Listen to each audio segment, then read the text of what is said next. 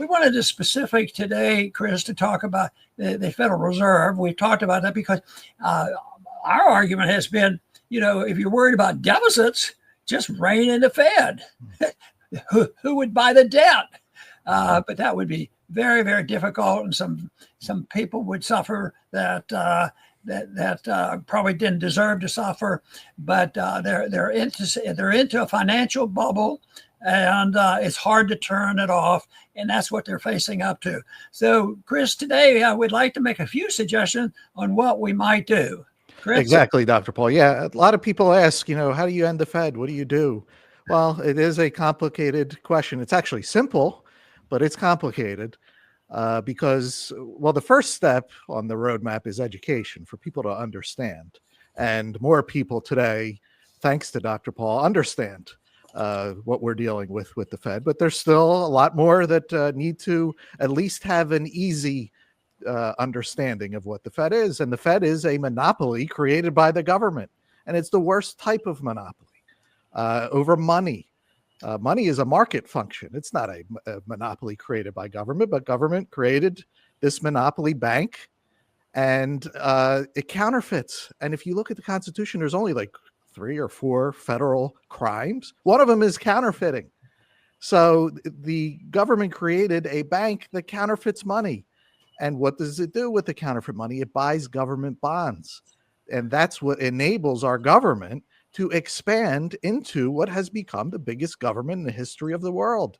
And it has a $6 trillion budget, 36 trillion in the red. It's buried itself in debt. This was so predictable.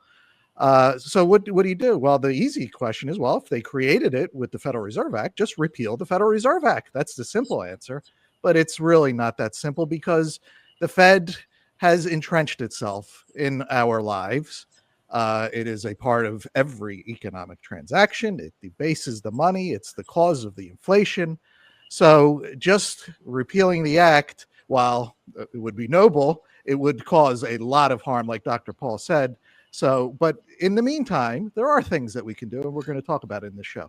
And what's going on with the states, I think, is fantastic. Where the states, the Constitution says the states can't use anything else other than gold and silver as money. So therefore, states have been motivated, and I've encouraged them, is no corporate, no capital gains tax and no sales tax for buying a gold coin or a silver coin.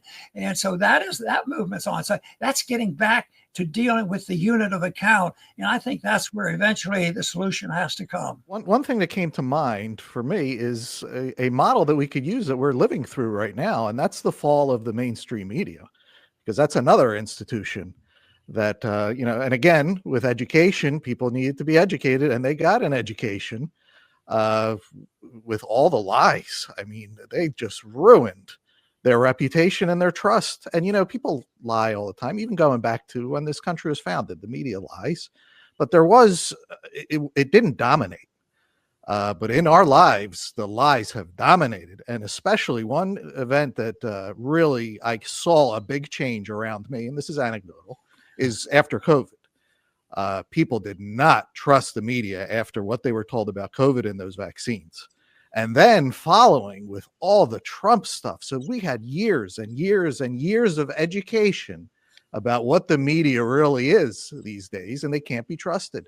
And look at what happened to save us, to use, for lack of a better term. And it cost Elon $40 billion to buy X.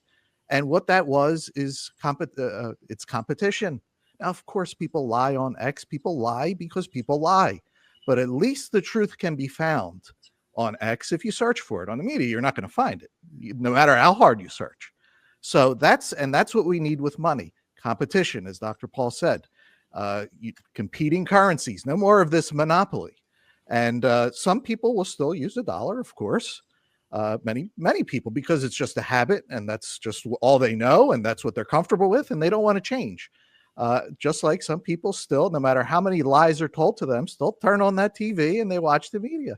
So people will still choose it, but there has to be competition. You have to have sound money to compete with the fiat dollar. And if we have that, we could use the fall of the media as a model to wean ourselves off of this monetary financial system that has destroyed us into something that can help us to flourish.